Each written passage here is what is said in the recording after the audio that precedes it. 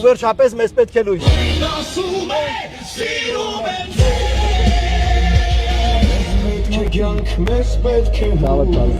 Եվ բոլոր նրանք, ովքեր ուզում են, որ փոփոխություններ լինեն, եւ դեռ չեն կողմնորոշվել, չգիտեն ինչպես քվեարկեն, իսկ մեր ուսումնասիրություններով շուրջ 200,000 մարդ